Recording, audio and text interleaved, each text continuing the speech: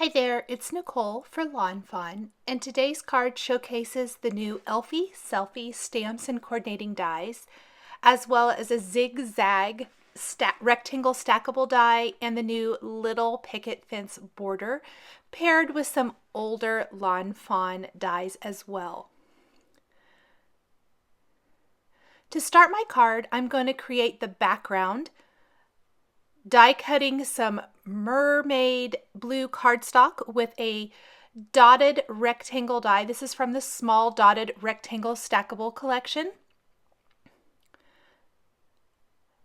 I'm going to die cut some of the new cilantro green cardstock as well. This is going to be for the grassy borders. I like to start with the die cut rectangles and then die cut the borders from that shape. Once I have those two rectangles, I'll die cut the mat that all of the scene is going to be adhered to using the largest zigzag stackable rectangle die. This is die cut from some smooth white cardstock. From the other side, I'm going to die cut the dotted detail rectangle again. This is what I'm going to die cut the little picket fence border from. Once I have all of these components, I'm going to grab my white and green rectangles, and from the cilantro green rectangle, I'll use one of the grassy hillside border dies to die cut my grass border. What I love about these dies is that they're going to coordinate perfectly with the little picket fence border. There's lots of different Lawn Fawn dies that coordinate perfectly with their original stitched hillside borders, and the little picket fence border is going to be one of those. The grass is going to actually be on the front or in front of the fence and behind the fence. I'm going to take the green rectangle and from that die cut my other grassy hillside border. I'm using the magnetic platform, so I don't really have to tape anything down especially when I'm only using one die at a time. So I'll take my background, my borders, and my zigzag mat, and that is what the background is going to look like. From the scrap of smooth white cardstock, I'll stamp the elephants and the balloon from the Elphie Selphie stamp set.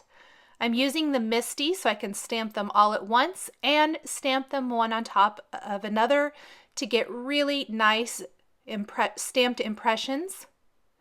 This is the new Jet Black Lawn Fawn ink, which works perfectly with Copic markers. I'm going to set this to the side for just a second and go ahead and keep my Misty out.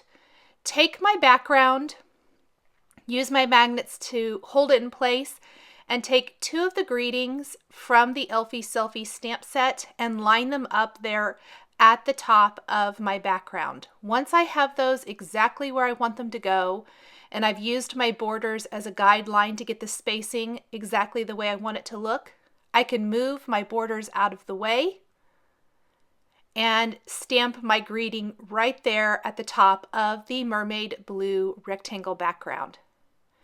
Again, I love using the Misty for this. In case I need to stamp this one on top of another, I can do that. I can get everything lined up perfectly, whatever you need to do. It's so great.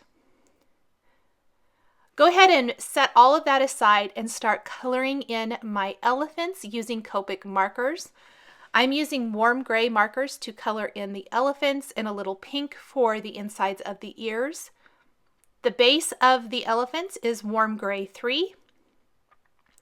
Then I'm using warm gray 8, 6, and 5 to blend that out and add the depth and dimension. I love coloring elephants. I think they're really fun. Once I have the shading the way I want it to look, I'm going to take my markers and add some little dotted detail, which I especially love to do for elephants for whatever reason. Darker in the darker areas and then blend it out with some lighter markers as well. This really gives the elephant some fun character. I'll color the small elephant just like the large one. Start with that base color of warm gray 3. And then add in my darker color and my mid-tone colors and the pink for the inside of the ear. Blend that out with those mid-tones here. And I'll do the same thing as I did for the big elephant, and once I have the coloring and the shading the way I want it to look, add some little dotted detail to the elephant and really give him some fun character. Get that all blended out real quick. Little dots. Little pink for the cheek as well. For the balloon, I'm using 3 shades of red, are 24, 29, and 39. Once those are all colored, I'll take the coordinating Elphie Selphie dies and die cut all 3 of these images. I love that there are always coordinating dies for the Lawn Fawn images. For my background, I'll go ahead and attach that right to my zigzag white base. And then apply all 3 of my borders, starting with my picket fence, or I guess I really needed to start with my background. Luckily, I was able to pull that up. So start with adhering the grass in the foreground to the picket fence, then the whole thing to the grassy background that goes behind that. Get it lined up perfectly. Add a little bit more adhesive here. Go ahead and adhere that along the bottom edge of my blue sky background. Take the elephants and attach those right there in the foreground of the card. I wanted it to look like the little elephant is holding on to the big elephant's tail with its trunk. So go ahead and get him situated there. Adhere the balloon so that it appears the larger elephant is holding the balloon in its trunk. This also provides a nice pop of color. I thought the card needed just a little bit more red.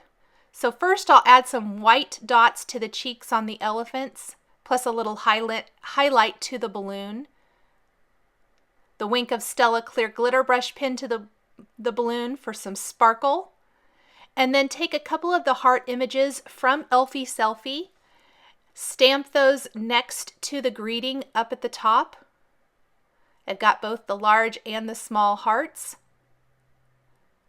I stamped those with Versamark, sprinkle on a little red embossing powder and heat set that. And that's going to add just a nice little pop of color to the greeting and up above the sweet little scene. I'll glue the whole thing to a white side fold card base to finish the card design.